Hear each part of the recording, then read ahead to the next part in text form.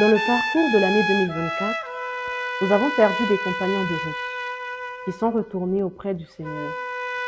Dans cette vidéo hommage, nous proposons de transmettre l'héritage d'un de nos compagnons de lutte, un homme de foi, de prière et de persévérance, dont la vie nous a marqués et nous communique des clés pour poursuivre la course. Dilovi, première prise. Je suis Dilovi Nzambi, je suis la cousine de Tubo. Tubo était quelqu'un de très important dans la famille parce que déjà il avait son comportement qui impactait pratiquement toute la famille. Il était différent de ses frères. Il avait un comportement spécial pour lui, donc au niveau des parents, on le considérait beaucoup. Donc c'est ça en gros. Il est né dans une famille de 7 personnes où ils étaient 6 garçons et une fille. Il était, bon, l'avant-dernier. Bon, moi et Thibaut, personnellement, on n'a pas trop évolué ensemble parce que moi, moi j'étais en Cailly et par contre, lui, il était à Pointe-Noire, mais il est né à Pointe-Noire et par la suite, après la mort de ses parents, il s'est retrouvé à Brazzaville chez ma tante qui est la grande sœur de sa maman.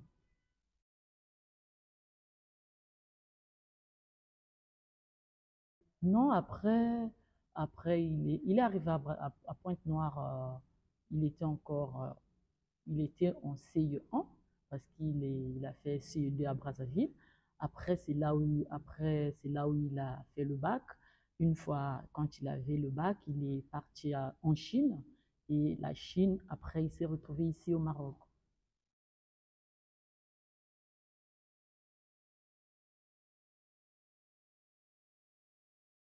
Moi, c'est Hans, Gabonais de nationalité. Thibaut, pour moi, c'était un petit frère que j'ai connu par le biais d'un autre petit frère à moi qui est ici présent, qui s'appelle Edouard, parce qu'ils travaillaient tout simplement ensemble. Bah, je l'ai connu, je pense que ça fait 3 ans, 3 ans de cela. Et la plupart du temps, avec Thibaut, c'était vraiment de la rigolade, on va dire, parce que je l'ai toujours considéré comme étant un petit frère à part entière. C'était quelqu'un de très, très, très poli. Et quelqu'un, en fait, si j'arrive pas à trouver le mot parce que c'était difficile de définir la personne en elle-même. Thibaut, c'était quelqu'un de très aimable. Je l'ai jamais vu fâché ou encore en colère ou encore mal répondre à quelqu'un. C'est vraiment quelqu'un que j'ai beaucoup porté, on va dire. Je m'appelle Aboulé Edouard de Gemme du Nom.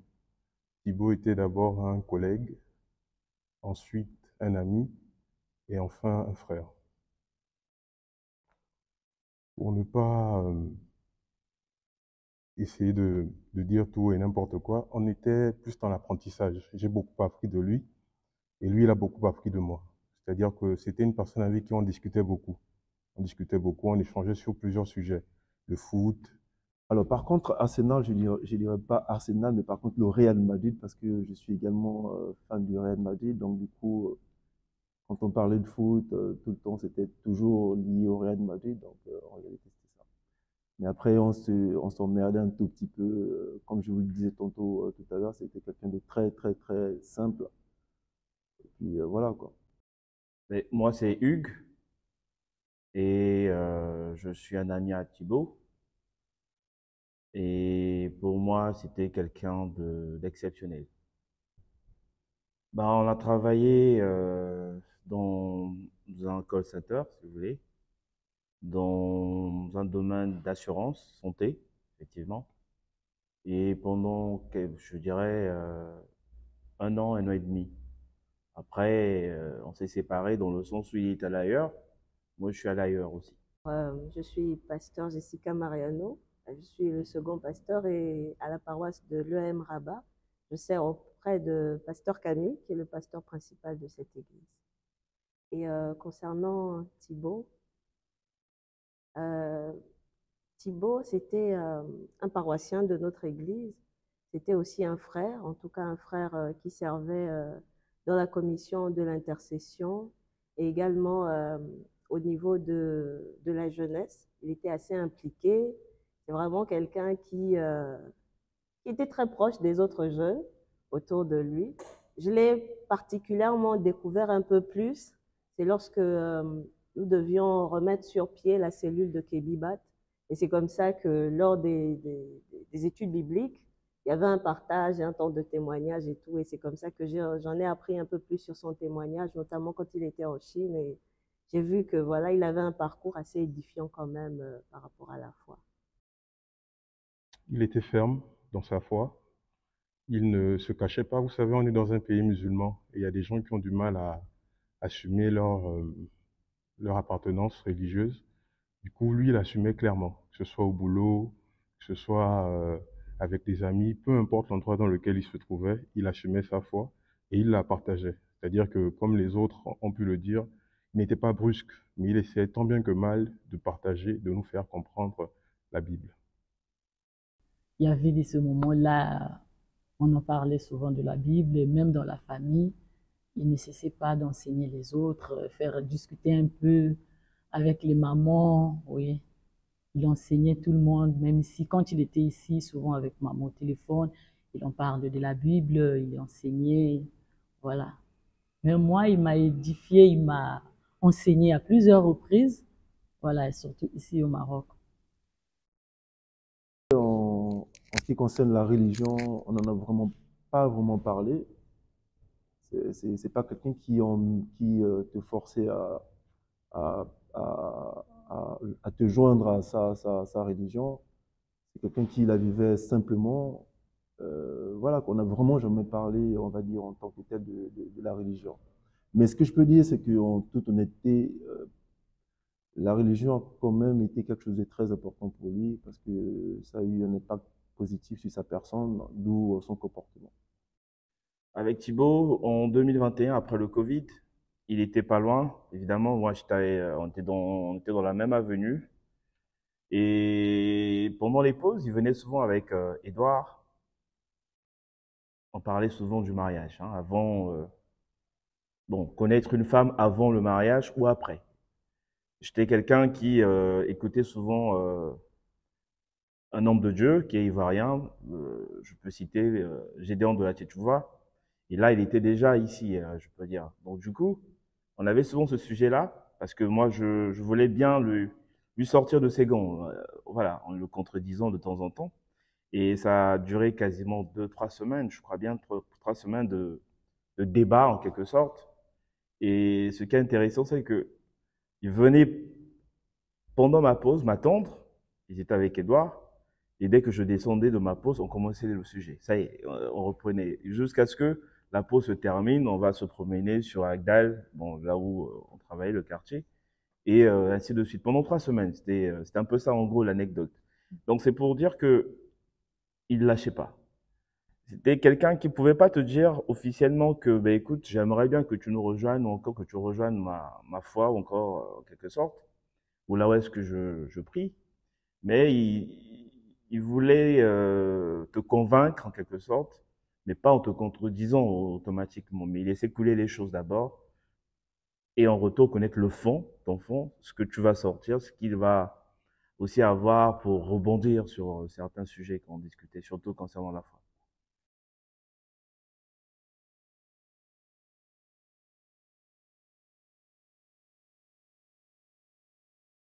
Je fais partie des personnes qui étaient au début de la maladie, on va dire, du déclenchement en un mot, parce que j'ai fait partie de ceux qui ont assisté à ça depuis le départ. Et en même temps, j'en parle comme ça, mais en toute honnêteté, c'est des petits souvenirs qui reviennent. Et comme je le dis souvent à mes frères qui sont ici présents, je me suis toujours senti à moitié responsable, justement, un tout petit peu, on va dire. J'ai toujours eu l'impression que je n'ai pas vraiment été dur envers la personne parce que j'étais très, très, très dur envers Thibaut parfois. Naturellement, ça s'est fait naturellement. Bon, après la maladie, c'est la maladie. Même lui-même, il s'attendait pas à ça, bien qu'il en souffrait. Parce que je me rappelle très bien, en 2018, quand il arrivait, il souffrait déjà du dos. Il avait souvent des petites douleurs au dos. Parfois, il y a des moments où on était ensemble comme ça, en travail, bon, il était obligé de se déplacer. Il allait à la salle de pause, il se tordait de douleur pendant quelques minutes, il revenait. Bon, voilà, ça, il pouvait pas non plus le savoir, mais il déclarait souvent des douleurs au dos. Bon, après, je pense que au fur et à mesure, ça devenait de plus en plus fréquent. Voilà. Mais dans sa maladie, lorsque ça s'est manifesté, je dirais que ça se passait naturellement, on en parlait. Après, on se disait tellement que ça va passer, qu'il va guérir avec le temps. Donc voilà, on discutait de tout concernant le début, pendant et après. Donc bon, pas après, mais jusqu'à ce qu'il parte. C'était difficile. C'était difficile parce que lorsqu'on aime une personne, on veut le meilleur pour cette personne, en fait. Du coup, je l'ai accompagné le jour de son opération, pour la première opération. Et je me rappelle que on se disait, enfin, on se prévoyait déjà, on voyait déjà dans l'avenir, écoute, généralement c'est 3 semaines, après tu dois faire une rééducation, ainsi de suite. Et de voir qu'il a chuté, c'était vraiment difficile, mais on pouvait pas le lui montrer. Donc on essayait de rester fort pour lui, mais c'est vraiment quand il est décidé, parce qu'on a fait 1 an et demi quasiment, voire un peu plus à l'accompagner. C'est vraiment quand il est décédé qu'on s'est rendu compte que on a fait des efforts. On était vraiment un peu épuisés, si vous voulez. Mais c'était vraiment difficile. Alors, je suis le frère Josué Lombo. Thibaut, bon, au départ, c'était une personne avec qui on a servi le Seigneur ensemble, d'abord à l'intercession, puis par la suite au bureau de la jeunesse. Et c'est un frère qui, avec le temps, est devenu pour moi un ami, je dirais même plus qu'un frère. Alors déjà, par ma présence physique, je faisais un effort de le voir tous les jours. Il arrivait même des fois où j'arrivais chez moi à la maison et puis je me rendais compte que je n'avais pas vu Thibaut et j'étais obligé d'aller d'abord le voir avant de rentrer avant d'entrer à la maison. Là, c'est le premier point parce que je me disais, c'est la chose dont il avait le plus besoin. Et c'était aussi pour qu'il puisse réaliser qu'il n'était pas seul dans cette situation. Et aussi par des encouragements, des paroles d'espoir, d'espérance, mais aussi par mon propre témoignage, puisque j'ai vécu une situation similaire, hein, de longue maladie aussi. Donc c'est en cela que j'ai pu l'assister. En tout cas, c'était une expérience pas facile à vivre quand même parce qu'il a lutté, il a vraiment lutté contre la maladie pendant plus d'une année. Il y a eu des moments un peu plus calmes, il y avait eu des moments aussi, voilà, où la situation a commencé à empirer et tout. Mais sa persévérance nous a vraiment touchés parce que euh, déjà malgré les moments difficiles qu'il pouvait vivre, notamment dans sa chair, vu qu'il était hospitalisé et tout ça, il y avait des défis financiers pour toutes ces choses-là. C'est quelqu'un qui encourageait. En tout cas, il y a beaucoup de frères et sœurs qui ont pu le témoigner, que chaque fois qu'ils allaient pour le soutenir, c'est eux qui étaient plutôt encouragés par Thibaut et tout. Il est bien vrai qu'il y avait des moments où, quand on le voit, on pouvait sentir que c'est pas facile au niveau de sa foi et tout, mais c'est quelqu'un qui tenait bon quand même, qui persévérait et qui était aussi encouragé et soutenu par les prières et les encouragements de l'Église, mais également de sa famille, de sa cousine Dilovi qui était là, et de ses amis aussi de l'extérieur. Donc, c'est vraiment une leçon qui nous a tous édifiés pendant ces temps de maladie et surtout de persévérance dans la foi par rapport à Thibaut. Donc, on peut traverser des moments difficiles et pourtant être quand même une source d'encouragement pour les autres. Voilà. Bon, il nous disait souvent, il faut être, bon, vous devez être fort et après, soutenez-vous. J'ai une famille formidable, donc continuez dans l'amour parce que c'est ça. Bon, principalement, c'était lui-même la personne, hein. À un certain moment donné, ne donnait pas l'impression souffrait gravement parce qu'il arrivait de temps où il pouvait encourager les autres, malgré qu'il était dans la douleur, il exhortait. Et c'est vraiment quelque chose, je dirais, qui m'a beaucoup marqué. Il m'a vraiment beaucoup marqué. Mais aussi le fait d'être accompagné par les autres. Être accompagné par les autres parce qu'il y avait eu une très forte mobilisation sur sa personne. Et je dirais principalement, ce sont les deux choses qui m'ont marqué. Bonsoir, je suis le frère David, de nationalité camerounaise, et j'ai rejoint la communauté chrétienne à l'UAM Rabat à partir de décembre 2022. Donc, parlant de Thibaut, je ne l'ai pas connu personnellement. Je dirais même que je n'ai pas eu le privilège de le voir, juste quelques images qui étaient projetées à l'église. Et tout ce que je sais de lui vient justement du témoignage que j'ai pu apprendre au sein de la communauté. Bonsoir, je suis Soleil de Guariani, de nationalité centrafricaine. Je peux parler de Thibaut. Thibaut est un frère, est un ami et mon binôme de prière. C'était une personne vraiment formidable que j'aurais pas vraiment les mots pour pouvoir le décrire. Oui, justement, lorsque j'ai rejoint l'église et j'ai intégré la cellule de Kivibat, déjà en côtoyant les membres de la cellule, il revenait chaque fois le prénom de Thibaut. Et lorsque j'ai questionné savoir de qui il s'agit, effectivement, on dit voilà, c'est un frère, mais qui passe un moment de maladie, qui est dans la souffrance. Donc, aussi dans l'église, les dimanches, au moment de passer les annonces, il y avait toujours cette annonce-là qui revenait très souvent. Les vendredis aussi, la soirée de prière. Et je voyais combien le sujet tenait à cœur au sein de l'Assemblée, particulièrement le pasteur, qui mettait beaucoup ce sujet en avant pour prier pour notre frère. Et j'ai compris de là que le frère Thibaut avait une place importante dans le cœur des membres de l'Église. Alors, je suis le docteur Minindo Chrisley, étudiante en formation en médecine. Thibaut, c'était un ami, un frère. On était membre de la même commission d'intercession et voilà, on était aussi des amis. Alors, déjà ici, je voudrais dire et reconnaître que Thibaut avait la grâce d'avoir une bonne famille, que ce soit biologique ou spirituelle. C'est vrai, c'était vraiment la grâce que Thibaut avait.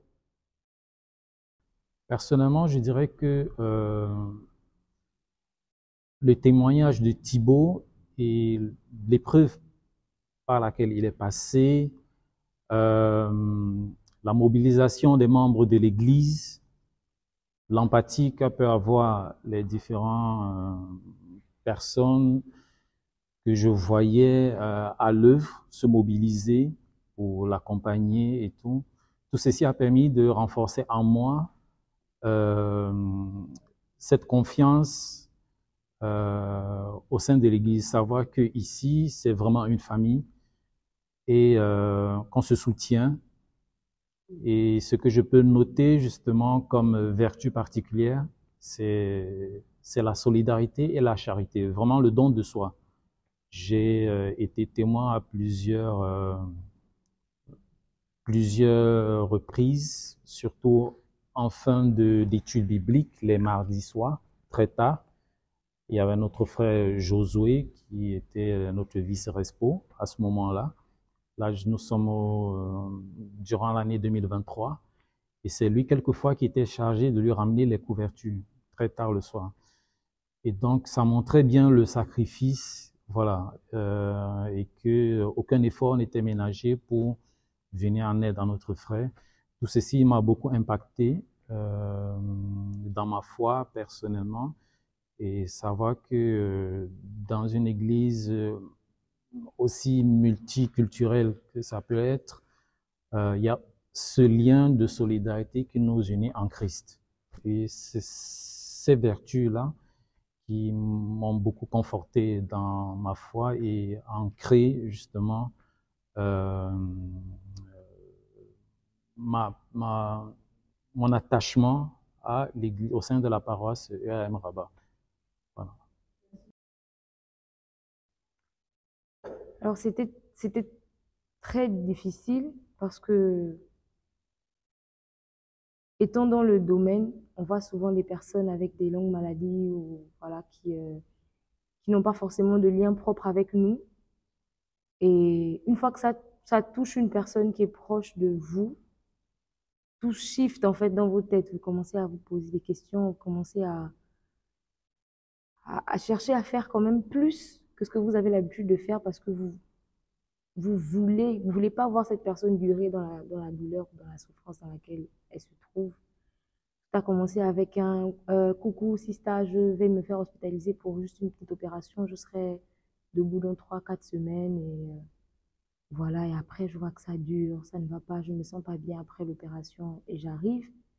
Il me dit qu'il comprend pas ce qui se passe. Alors, je l'aidais à comprendre avec des termes simples la situation dans laquelle il était.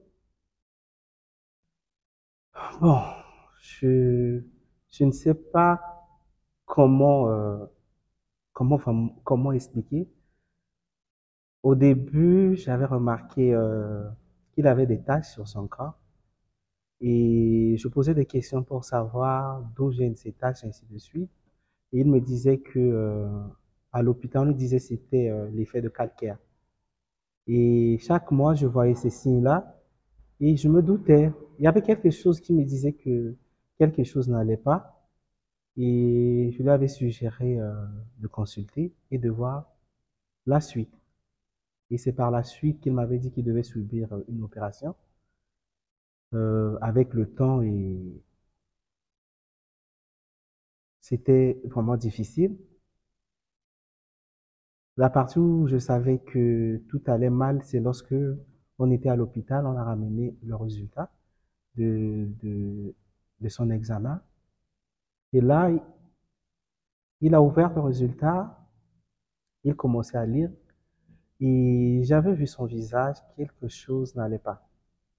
Et je savais que c'était pas une bonne nouvelle. Traduire en langage compréhensible les mots des médecins, les bilans qu'on lui faisait, les résultats des scanners, de l'imagerie, tout ça, en essayant pas de minimiser la situation dans laquelle il était, mais d'aider à comprendre que voilà, c'est quand même délicat, mais que c'est pas impossible parce qu'au-delà de tout ça, nous sommes des enfants de Dieu. Et j'essayais aussi du mieux que je pouvais de me rapprocher de mes enseignants, de mes encadrants, qui étaient dans les domaines, voilà, qui exerçaient dans les domaines dont il avait besoin, la neurochirurgie, pour nous orienter un peu, nous aider à comprendre quelles sont les perspectives, qu'est-ce qu'il faut faire et essayer de discuter avec lui. C'était un peu ça. Donc, comme je vous le disais tout à l'heure, c'est des mauvais souvenirs pour moi, parce qu'au déclenchement de sa maladie, j'étais là, et j'ai pas envie de revenir dans le sujet en lui-même, mais on en a parlé quand même, parce qu'il demandait des conseils, j'en ai prodigué, même si je pense qu'il n'est pas à faire assez, mais j'en ai prodigué, et puis voilà quoi. Après, ce qui est difficile, ce qui était vraiment difficile, c'est le fait d'y aller, de le voir dans cet état-là. C'était un peu déprimant en même temps pour nous, qui étions là tout le temps. Donc franchement, c'était une personne qui avait vraiment l'espoir. Il avait envie de vivre et il se battait pour ça. Il croyait en Dieu fermement, peu importe ce qu'on pouvait, combien de fois la situation se compliquait. il était toujours rempli d'espérance et de joie. Et ça reste dans ma mémoire.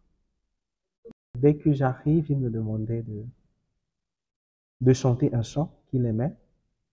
J'ai les paroles dans mon parcours sur la terre, tout peut sombrer. Dans ma marche pour le ciel, tout peut sombrer. Dans ma marche pour le ciel, tout peut sombrer. Si la peur met des doutes sur ma route, je chanterai, tu es fidèle.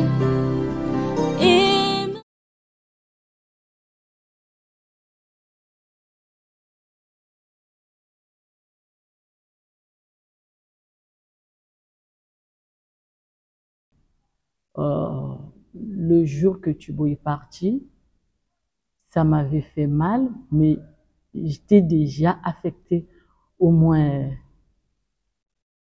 une semaine ou 2 semaines avant. On était avec mes frères, Hugues et Edouard, on était à la maison, on avait même, on avait eu un peu de dispute, moi et Thibaut, et moi, je m'étais mis quand même en colère. Et Hugues est venu, il m'a dit, Djulovi, mais pourquoi tu vas te fâcher? Tu ne te fâches pas, mais pourquoi jusqu'à ce point-là? Je me suis dit non. Là, je n'en peux plus en fait. Mais après, il m'a dit, donc toi, tu ne vois pas la situation de Thibaut. Ces derniers temps, ça a changé et après, toi, c'est le moment que tu veux au moins te fâcher. Je lui ai dit, mais bon, j'ai compris en moi et je suis rentrée dans la chambre. J'ai essayé de m'excuser auprès de mes frères. Et Thibaut, j'ai essayé de demander pardon. Bon, je ne veux plus me fâcher jusqu'à ce point-là. Mais après, par la suite, je me sentais pas bien vraiment comme tel. Puisque je sentais, c'est comme s'il y a quelque chose qui n'allait plus en fait. Donc, en moi. Et après, donc le jour qu'il est parti, je m'étais déjà préparé au moins 1 semaine ou 2 semaines avant. En moi. Puisque je savais à tout moment qu'actuellement, telle que la situation se présente en ce net moment, je dois me préparer en conséquence, en fait. Quand on a appris la nouvelle qu'il était parti, c'était, je crois, un dimanche, c'était un choc pour nous. J'étais moi-même de service à la chorale. C'était éprouvant de devoir sourire malgré une nouvelle qui nous fendait le cœur en deux. Et toute la journée, je me demandais, Seigneur, pourquoi? Seigneur, pourquoi? Qu'est-ce qu'on a mal fait? Et le Seigneur me mettait à cœur les paroles d'un chant. Ça dit juste, c'est mon histoire, c'est là mon chant, louer le Seigneur le jour durant. Comme quoi, chacun a son histoire. Et ça part à jouer sur cette terre. Thibaut a vécu la sienne, a écrit la sienne, et même malgré qu'il n'est plus là, son histoire parle pour lui aujourd'hui. Et les gens qui ne l'ont pas connu physiquement ou personnellement le connaissent et sont impactés par son témoignage. J'aimerais nous encourager aussi à ne pas oublier que, comme Maman de la Lune l'a dit à cette époque, quand elle a fait la vidéo pour annoncer le départ de notre frère, nous aimions Thibaut, nous aimions énormément Thibaut, il n'y a rien à dire, il n'y a aucun doute là-dessus, mais nous ne l'aimions pas plus que Dieu. Thibaut était vraiment persévérant. Persévérant, c'est-à-dire c'est un choix, et ce choix vient de la foi. Donc, s'il a tenu bon et il est parti, il a passé tout ce chemin, il a passé tout ce moment, mais un jour, il n'a pas dit je réunis Dieu, un jour, il n'a pas dit je maudis Dieu, un jour, il n'a pas dit c'est fini avec Dieu, mais toujours, il est là dans la persévérance, dans la prière et dans l'encouragement. J'ai envie de dire que la leçon que j'ai retenue, c'est vraiment assez un proverbe que moi-même j'ai créé, c'est que je dis souvent que la vie, c'est comme l'agriculture. Si tu plantes la banane, tu récoltes pas le chou. Donc généralement, faut semer en fait l'amour, le respect, mais il faut être une personne bien élevée. Il faut être bien envers les personnes qui nous approchent, envers son entourage si vous voulez. Un mot pour la fin. Pour moi, je dirais que c'est ma plus belle rencontre à l'étranger. Je suis à l'étranger depuis pratiquement, ça va faire pratiquement 8 ans. Et pour moi, c'est l'expérience de ma vie. Partout où j'irai, je pense déjà que je serai lié ici avec lui. Parce que pour moi, c'est plus un frère, plus un ami, c'était maintenant un frère. Et un frère, c'est à vie.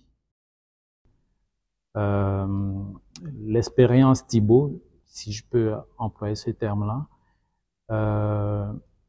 est quelque chose qui a permis d'unir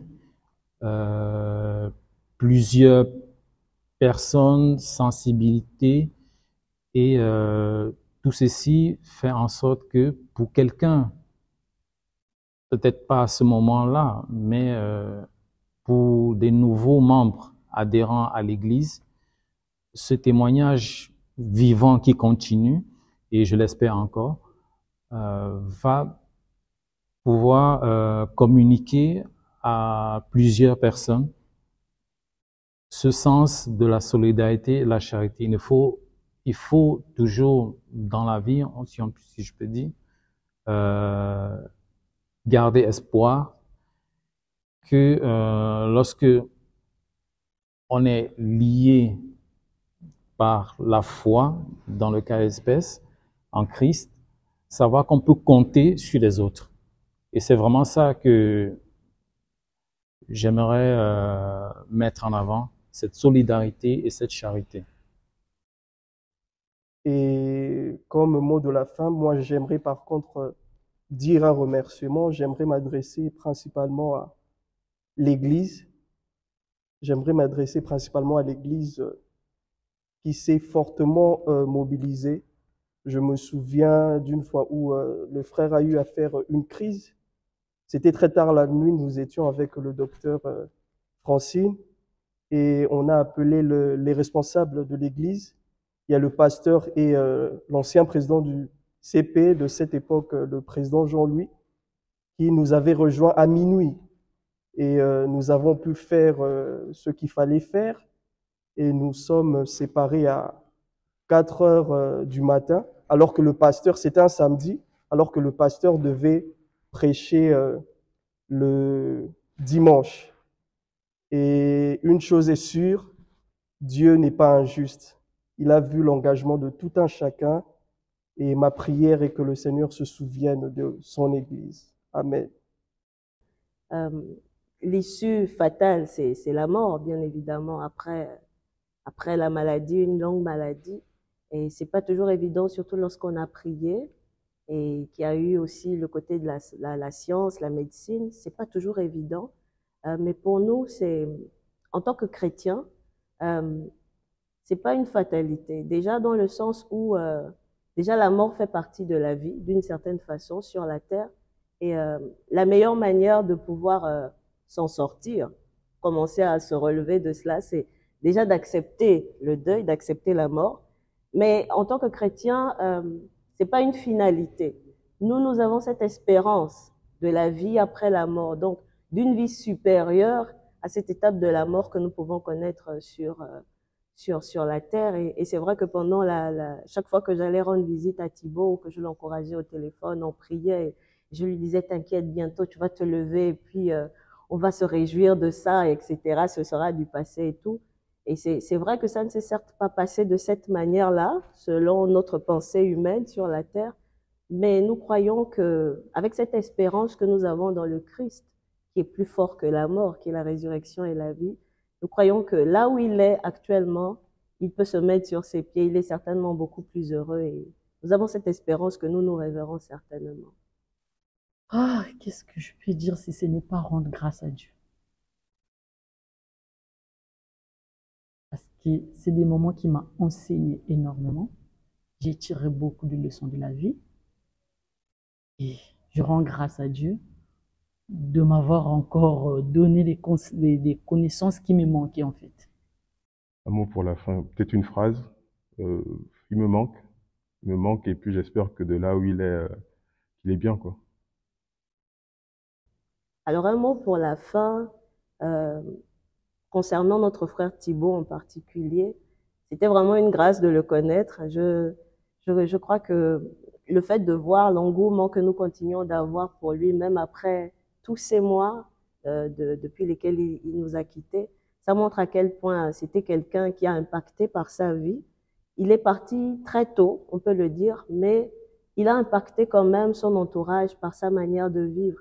Et ce que je peux dire pour la fin, au regard de la vie de Thibaut, c'est nous ne savons pas à quel moment nous allons partir, mais il est important de vivre notre vie de chaque jour vraiment de manière à impacter, de telle sorte que même lorsque nous allons partir, notre témoignage continue de parler, d'édifier les personnes après nous.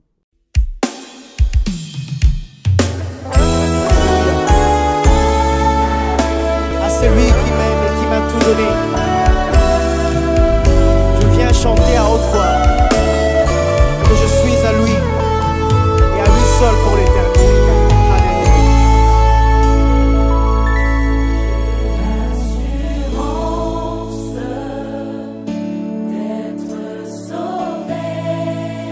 Depuis que j'ai rencontré Jésus. Depuis que Jésus vit dans mon cœur. La vie éternelle, il m'a donné tout ce dont j'avais besoin. Alors je lui appartiens pour l'éternité. Comment? Encore une fois, j'ai la Comment tu te sens après ce tournage? Je me sens déjà soulagée qu'on ait pu faire le tournage avec les différents intervenants. C'était pas évident, mais le Seigneur a fait grâce. C'est aussi un devoir de mémoire pour nous. Parce que nous tous, le Seigneur nous donne un enseignement et la foi reste le socle, c'est le combat qu'on doit mener jusqu'à la fin. Ça a été magnifique de passer ce moment avec les membres du multimédia, les intervenants. Et être dans le temple aussi, c'était très symbolique parce que c'était un lieu qui tenait à cœur à Thibaut. À la fin, il voulait venir au temple. Il dit merci à Dieu. Le fait qu'on ait pu faire ça ici, c'est aussi un clin d'œil à sa dernière volonté de Dieu. Amen.